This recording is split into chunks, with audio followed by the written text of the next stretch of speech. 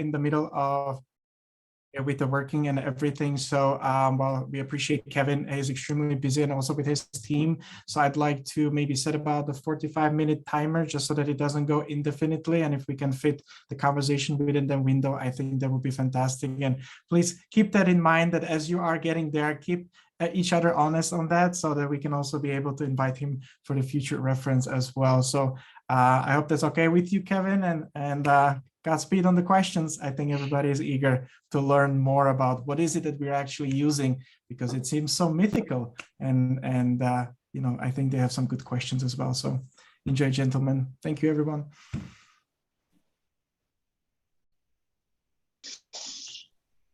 Do you mind if I go first? Not at all. Don't be shy.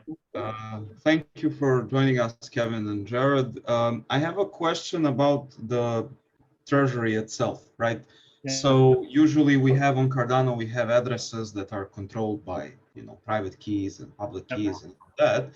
So Treasury has some sort of a multi-sig functionality, but I've never seen, let's say, a Treasury address. Is it an address or is it something?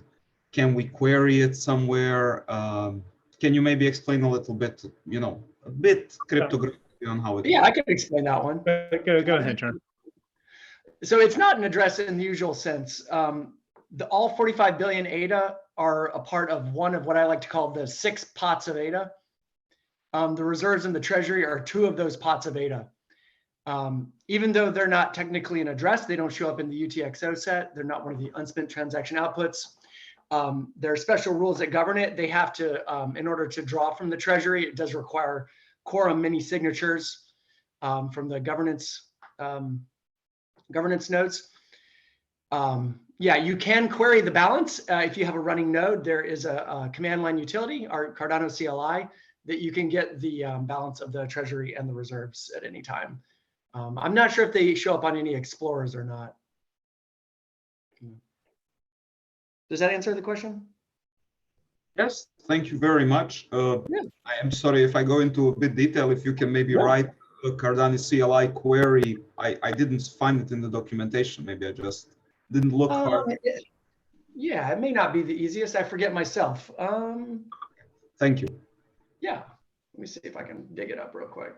Well, while other people ask questions, I can kind of look.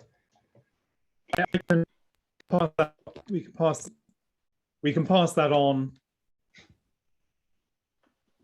So I'll jump in with another real question, which is, so I'm coming at this not from the technical side, but from the governance and also from the business side. My background is in finance. And thank you, first of all, for coming here and doing the presentation and being willing to answer questions. This is a huge opportunity and grateful. Who is making the governance decisions? Who's defining, who's actually in charge of that process that you laid out? Not from a technical standpoint, but from making a decision, who holds the governance keys, what audit steps are necessary, what's the documentation is required. And that's question part 1. Yes. Part 2 is, where are these funds considered to be legally domiciled? So I'm running a business and my business is getting funds. Where is my counterparty located? And then who is doing the business activities around customer due diligence that would be typical of a business that's dispersing funds, which I know the Cardano Treasury is not a business, but who's thinking about those kinds of things? I know that's a lot all at once. Danny said to be fast, so I asked all my questions all at once. Fine. Let's try and break them down, Allison, one at a time. So in terms of the decision-making process, we're evolving at the moment. We're transitioning from the bootstrapping process where IOG has had de facto control over the system using authority delegated to it by the Cardano Foundation, etc., to one where we will have an open governance system. Now, I don't know exactly at this point in time how that open governance system is going to work out, so you need to stay tuned to this. But trust us, the intention is very much that although IO is going to be part of the process. It's not going to be controlling the process. So, thank you. And I do appreciate that. And I do trust you very much.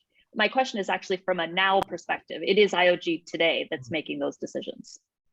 So the decisions, Not exactly. Jared. You want me to answer it, Kevin? Yes, go on, Jared. There are 7 keys. IO has 3, or Emurgo has 2, and Cardano Foundation has 2, and the quorum is 5. So Kevin, just, the 2 are delegated from CF to IOG, right? So IOG basically handles 5. Do you know that for a fact, Kevin? I don't. Yes, I do know that for a fact. So the delegation has, so the delegation at the moment is to IOG staffers who are very carefully vetted and follow very strict security processes, operational security processes. I won't go into exactly what they are, but there's great care taken with that. I assume, Allison, you're asking about the de facto position rather than the de jure position. yes, exactly. And I want to preface this by saying I'm a huge supporter of Cardano, and I do come at this as a position of being very appreciative of the work IOG is doing to do this very hard thing of moving towards true decentralized governance. I'm 100% in support and believing that. My questions are more as a business person today, just trying to understand the status quo so I can answer some questions for my accountant and also, satisfy my intellectual curiosity here. So just to take a meta to explain the question using this example of the keys. So it's a 5 of 7 quorum. Who decided that it's a 5 of 7 quorum, for example? Jared might know that. It was a decision taken very early in the existence of the blockchain. So I imagine it was taken at the meeting where the blockchain was set up, Allison. Yeah, it goes back to Byron. It goes back to the very, very, very beginning. I don't know who. The other questions you had, Allison, these are about where are the funds domiciled? I would need to pass that on to the legal team to give you a correct answer. So if you could maybe make sure we've got your contact details, we can ask the legal team. I can tell you what I believe, which is that they're not domiciled anywhere. Yeah, I don't think they are. And I believe that as well, and that makes sense. It's just very interesting to fit that into legacy processes. It is extremely interesting to fit into legacy processes.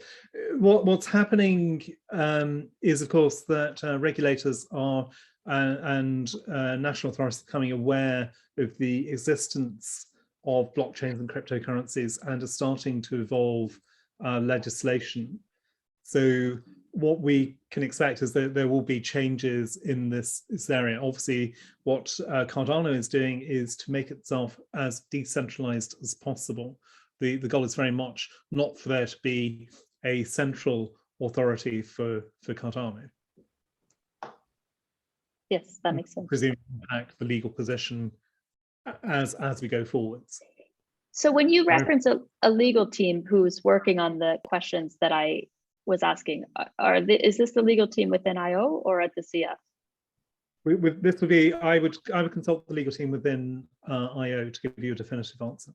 And I would absolutely love, because I'm a complete nerd, a connection to the legal team if that's a possibility. And then I won't belabor my questions here any further. If you could, if you pass on your details to one of the staffs here, we can arrange to pass them on. I can't guarantee that they have unlimited time, unfortunately. Yes, I understand completely. I doubt this is unique to Cardano. I don't know what the answer would be. Like where, like if you mint a block in Bitcoin, where did that, what country gives you the authority? What entity gives you authority to give that? You know, I don't think it's really unique to us. You know what I mean? Oh, no, it's definitely not. It's definitely not. I mean, it's a question that everybody has to answer, from miners to stake pools Right. to, I mean, do I Yeah. have to report Exactly. VAT on my staking rewards? I mean, this is an industry-wide question. Yeah. In the UK position, I mean, I can tell you about the UK position. So the position in the UK is that they don't care where the cryptocurrency is domiciled. If you make a profit, you get taxed on it. And that makes sense from the receiving side. The other half of my question, and then I really will stop. I see lots of other hands up. I'm sorry. I was just so excited to have this opportunity because I've had these questions bubbling for a long time. Who's doing the due diligence around the release of funds, not from a technical standpoint, but from a regulatory standpoint, as you just mentioned? Yeah. So again, I'll pass you on to the legal team. They'll give you the proper answer to that answer. Perfect. Thank you. Great. Sorry. Who's next? I think I claimed it. Yeah. First of all, thanks for doing this, Kevin and Jared. Really awesome of you to spend the time to do this. I guess I was just interested in, what do you see as like the evolution of this kind of 7 keys thing? Do you see it going to like 11 or a certain number, or is it just going to be like a big transition where we're just going to go to some bigger democratic system and those governance keys become a separate thing? Yeah, how are you going to see that changing over time? It's going to depend on how the system evolves, George. So what we can see is that we anticipate the number increasing. We can't say exactly how many it will increase to. We're still discussing that with Harris and other members of the governance team and with the Cardano Foundation. So it's going to have to increase to meet the structures that are set up, and over time, then the numbers could vary. It depends a lot on where we end up with the governance structures. What we like is having a prime number, because it makes it, or at least we need an odd number so that we don't have problems with splits in decision making. What we like is for there to be a substantial quorum, and ideally, again, a prime number. Could those keys, let's say you've got 7 governance keys, could those be represented by like a separate kind of like contract or like a democracy? For instance, if you had these people that represented this understanding or this capacity, could that governance key then be kind of delegated from that to a sub democracy? So you layer it. Is that something that's of any consideration or any thought, or would it just be like? So the governance keys, the ones that are controlling the decisions as we move forward, these are public keys, George. So the public keys could be owned by any entity. The question is going to be, what is a legitimate entity to own the keys? Should they always be owned by individuals? Should they be owned by groups of individuals? What's the right structure? We don't at this point have the answer to that. We're going to find that out pretty soon, I think. But stay posted. So apologies if I'm being a bit cagey here, but the whole thing is in transition, and we're evolving it, we're designing it. There are lots of negotiations going on. So I can't say for sure, but I would imagine that the initial holders of the governance keys would be individuals rather than organizations or other entities. There's no reason in principle why you couldn't have an entity holding the key. Yeah, great. Yeah, thanks for the answers. Yeah, so Jeremy is saying, so the public keys could be represented. Yes, they could be. Okay. One more, George. Thanks, Kevin, for the update. It was informative. From the Treasury standpoint, when we look at foundations and the cost structure, there is always the number. They say for a foundation, 6 to 8% they have to spend on a consistent basis. So is that number defined for this Treasury too? And when we look at the division of the Treasury spreading out to catalyst projects or core development, government costs? Is there a number, meaning you show the division between them, but is that defined number, meaning what is the number for every setting? No, I didn't. There's no defined number, George. And thanks everyone for being called George. It makes my life much easier. There's no defined number. This is going to be something that needs to be agreed as part of the governance process. And you can imagine that the split between the different activities could vary depending on need. So obviously there'll be a cost for operating some parts of the blockchain. That's going to be fixed, but that might change over time. The operating costs could vary. You're not going to spend more than you need to do that, but it's not going to be constant over time, particularly because the costs we're incurring are in fiat and the treasury is denominated in ADA. Then in terms of the split between catalyst projects and the core Cardano development, again, that's going to depend on agreement within the governance body. And I can imagine some of those discussions are going to be quite heated because people always want to spend on one thing rather than another. But the reality is that we've got to spend enough on the Cardano core development. If you don't spend on the core development, there isn't going to be a blockchain, or it's not going to evolve, it's not going to do what people want. So there's going to be some level of spend that you have to incur there. And then the ecosystem spend will be doing exciting things beyond the core of the development. Does that answer your question? I can't give you a percentage. I can guess what I think the percentages are, but if I do that, people might kill me. So I prefer not to. Yeah, it's whenever we come to the blockchain, we are saying transparency is our first line. It's a very high line we hold to, and everyone appreciates that transparency in the system. So this is one of the questions when we look at the numbers, and we always try to either we can give the number or we can say these are the blocks. So maybe it is just the number of people who need to look at it, maybe a defined layer, but still that is a key question always when it comes to number. Absolutely. So part of the governance process is precisely to define what is the accepted split, what should be the spend on each of the different parts, each of the different things that makes up Cardano. Thank you. Jonathan, I think you're next on my screen. Hi, Kevin. My name's Jonathan. You can call me by my middle name, George. That's fine. Cool. Helps a lot. So I was just wondering, have you had situations to date where you've needed to reach a quorum? So where you've actually tried to make decisions and there hasn't been an agreement, off the bat, 100%. Anything juicy you can tell us about? Or, I'm just thinking about topics that might come up, as we go down to distributing this decision making. Not yet. Sorry, it's someone from IO coming in and cutting off what I'm saying.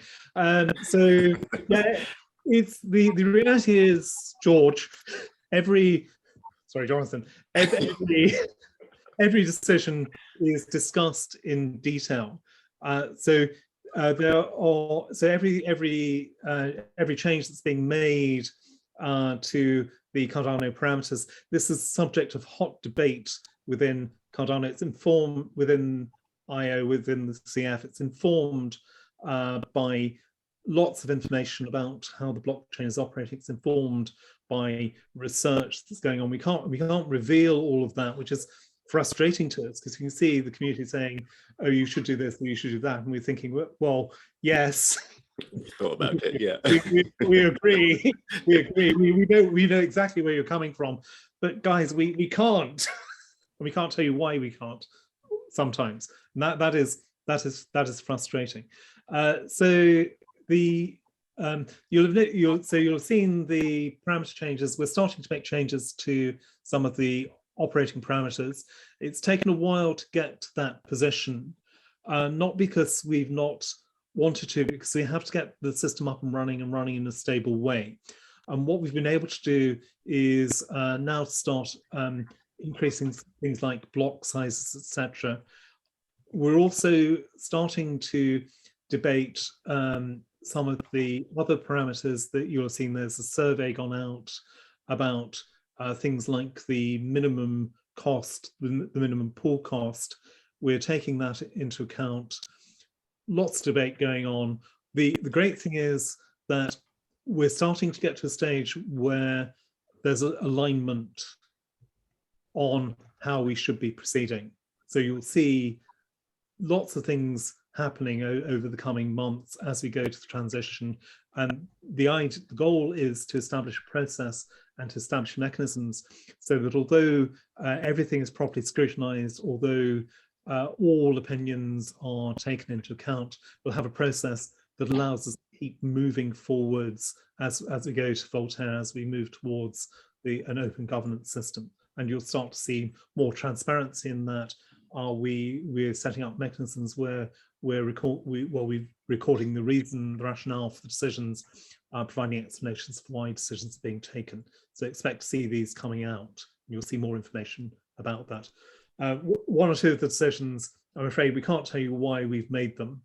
We'll have good reasons, but if we tell you why, we might reveal something about some part of blockchain security that we'd rather not. So it's sadly a bit tricky in that kind of situation.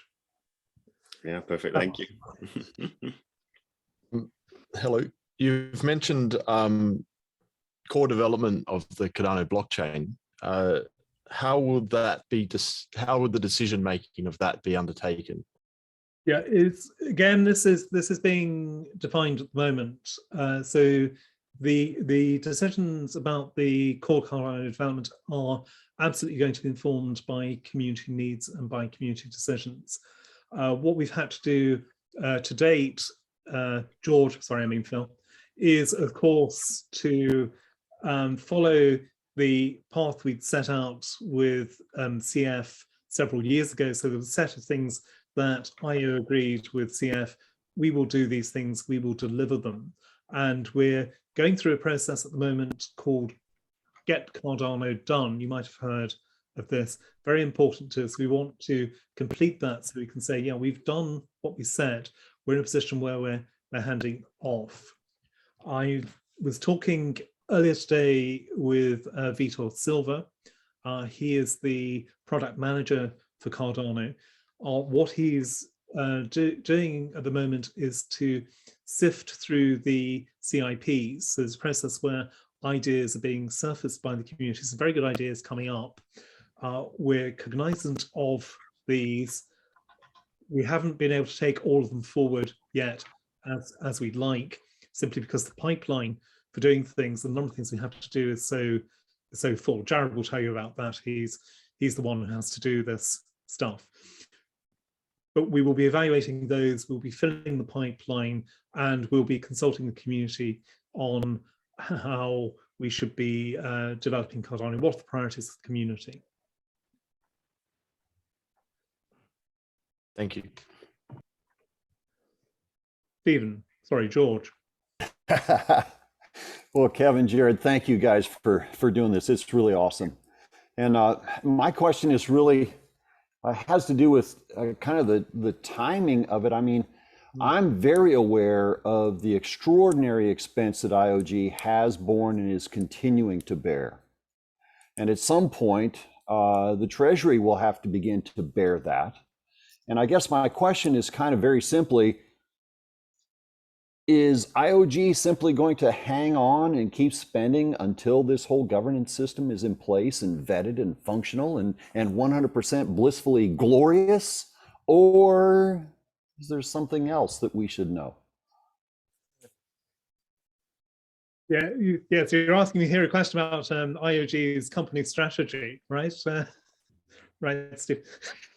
So the reality is there has to come a point where IOG stops spending its money, because it's a company, it's a profit-making company. It has to get a return on the money that's being spent. the Treasury it's been built up. You've seen there's a good level of Treasury. It's building up, which is great. We are going to have to start dipping into that. And the reality is, as you're saying, as we start dipping into it, it is very expensive to develop and maintain blockchains, particularly to the very high standards that Jared's team is doing. But I hope you appreciate the quality of what's being delivered and care and thought that's being put into doing that. So there's going to be there will be a transition at some point. How this develops in terms of who pays for what, because IO will always have some things that IO wants to do, and that maybe the community is less interested in. Well, if IO is prepared to pay for that, why shouldn't it? But equally, there'll be things that the community feels should be done. The community will be paying for that. We will need to work out the best way to get those things done going forwards. And I think it's obvious that IO is going to be a major contributor to that simply because of its position. But we're absolutely going to involve other vendors, other providers as part of that process. So it's not just going to fall on our IO's shoulder to do the future development of Cardano. Absolutely not. We're going to be there and we're going to keep it working. We're going to make it succeed.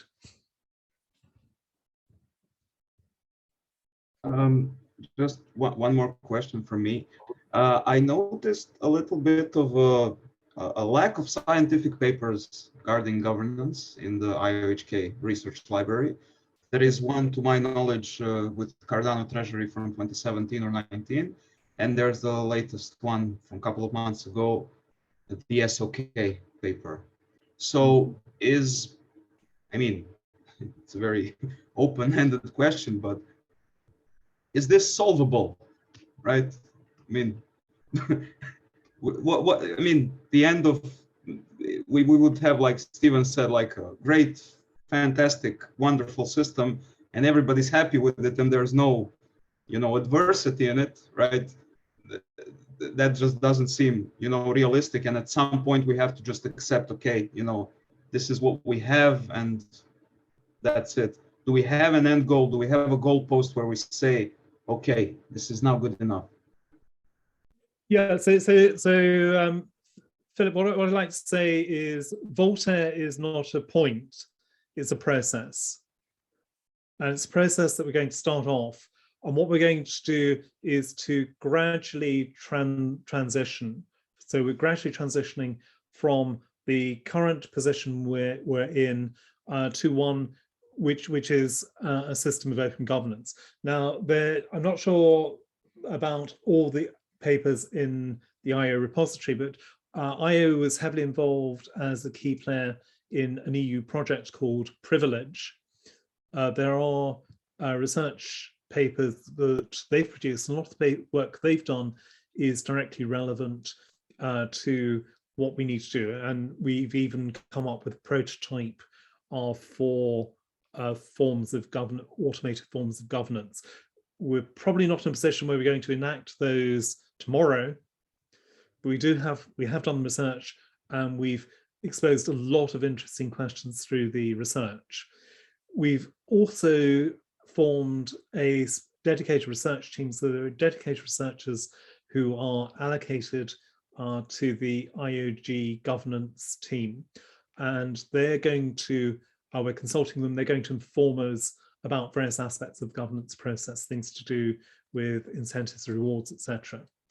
And in addition, of course, we have a rich history of successful democracies and other organizations to draw on, successful or less successful, positive examples and negative examples. So we have a lot of things we can look at and say, yeah, that works.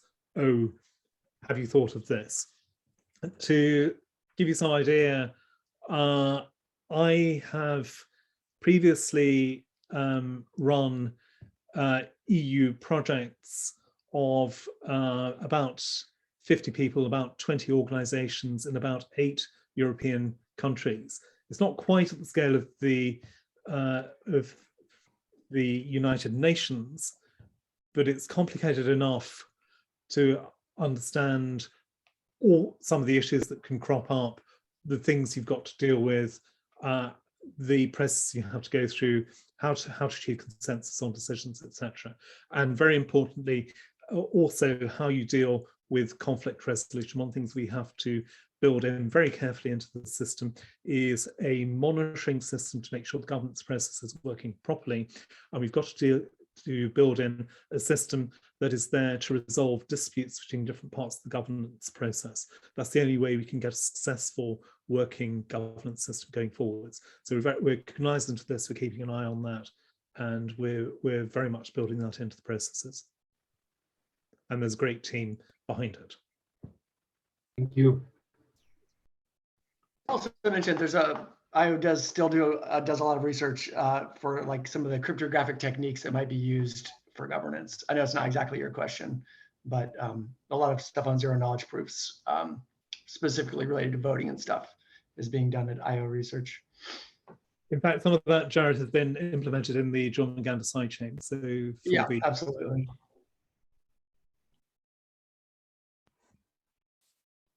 Matthew, do you want to go ahead? Yeah, sure. Thanks. So when you have gone through the process of, you described the cash flows from one epoch to the next, including disbursement from the Treasury and transaction fees. When you look at the transaction fees per block, it doesn't seem to be enough to really constitute the bulk of the rewards that then go to delegated ADA holders.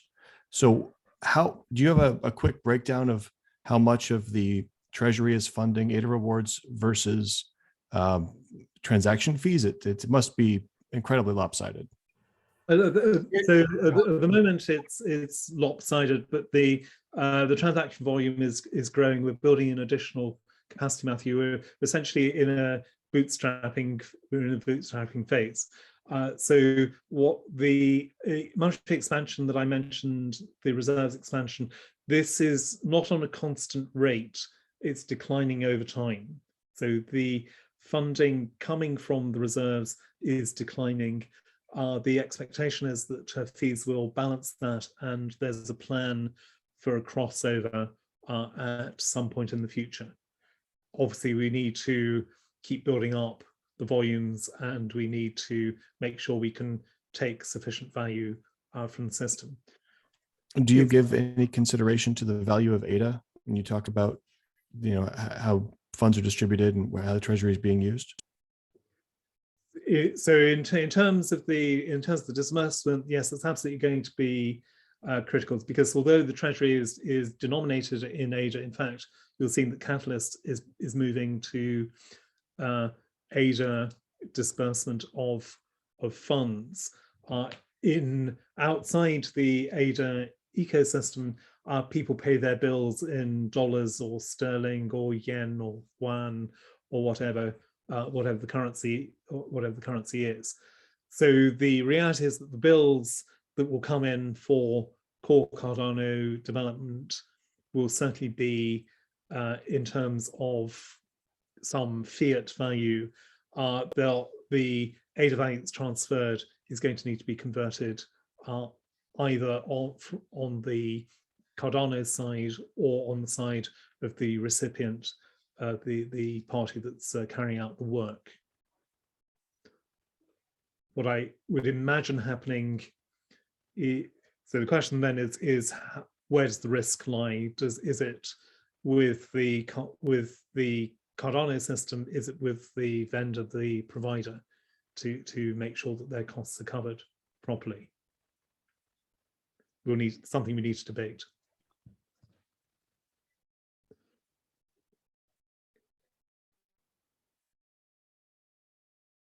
So I think this is a more straightforward one. Bearing in mind what was said previously about the Treasury funds not being in an address per se, but being a separate pool of funds, is it technically possible for the Treasury itself to be staked, or is that too recursive? No, the Treasury cannot be staked. It doesn't have an address, so it has no stake address. Yeah. So the Treasury is a static pot. You can transfer ADA in and out of it. but it's not broken down. So Jared mentioned the unspent transaction outputs. These are what drives the ADA system. The Treasury is not an unspent transaction output. It's a sum. It's a fixed sum. So you can turn it. There'd be no, yeah. Yeah. And there'd be no way to hand out rewards for it. If it was stake, you would have to pay rewards on it, and there's no entity that owns it. Yes, as we discussed.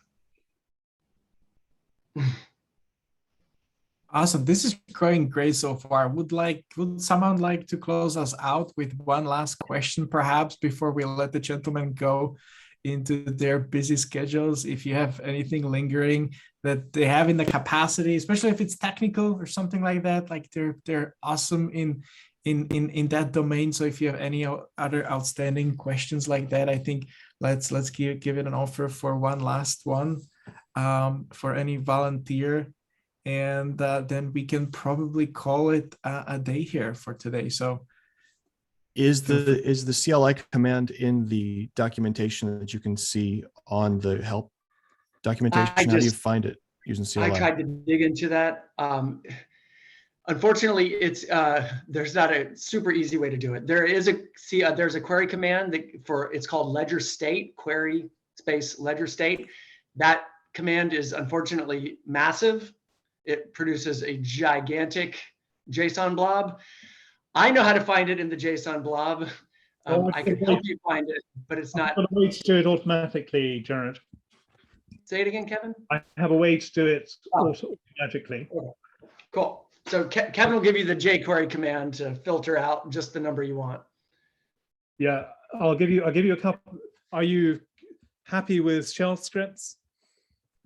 Yeah. I just paste some shell scripts into the chat.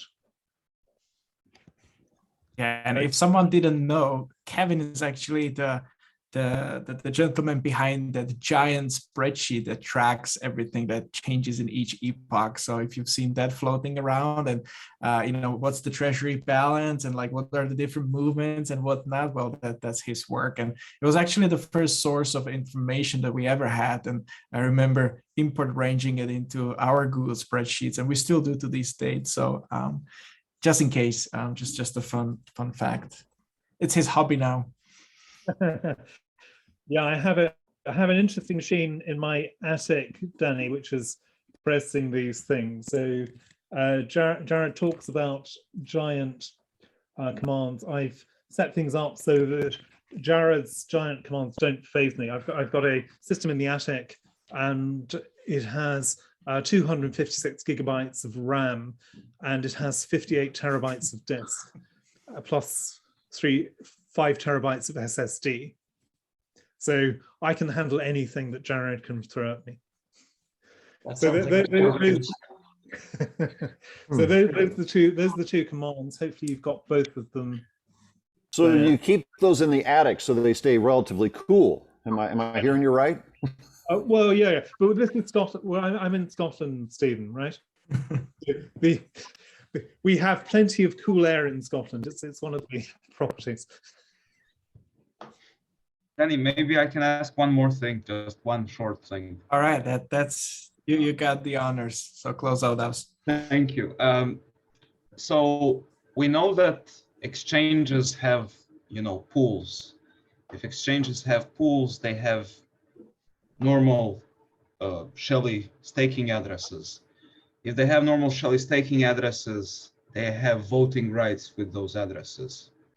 If they don't use enterprise addresses, they can vote, theoretically, right? Yes. So my question is there an agreement they don't do that? Is there some sort of filtering if they do that, or they just consciously choose not to do that? Or is there There's anything? no voting today. This would only be hypothetical in the future if we were to add voting rights based on stake, which is a totally reasonable thing to do. But today, there's no voting outside of the governance keys. No, I mean voting on Catalyst voting, like. Oh, on Catalyst. Yeah. Oh, okay, that's a good question for Kevin. I don't know. Sorry, would you like to repeat that specifically? I was letting Jared answer. Oh, Okay. sorry. So basically, the short of it is, can exchanges vote? I mean, I think technically they can, but is there a process that prevents them to do it, or is there not? They just choose not to. So any ADA holder can vote. Philip, you might find that there are fiduciary obligations and custodial obligations that would prevent voting of normal shareholdings by, say, a mutual fund administrator. Those kinds of considerations might apply. And so there might be an abundance of caution and reluctance to vote in Catalyst by those large pool operators or those large centralized entities. But that's not to say that at some point they could get a legal opinion that would say that that's, you know, in their best interest to go and vote those shares. So you might be able to, I doubt that they would do it just because they're maybe worried about the regulatory blowback that could come, because they are regulated, registered, and all that. Yeah. Thank you, Matthew. Thank you. There's nothing technically to prevent it. And if you think about it, you couldn't do that easily because we have an anonymous blockchain.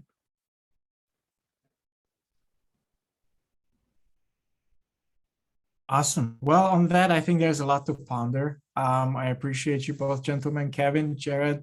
It's been a pleasure having you today, and I think a lot of people enjoyed these great insights, and hopefully maybe we can have you at some point in the future as well. And if you had the good experience, tell the others inside, and I'll be more than happy to bring them around as well to get to know you around, because I think it's always very much appreciated when we are able to share.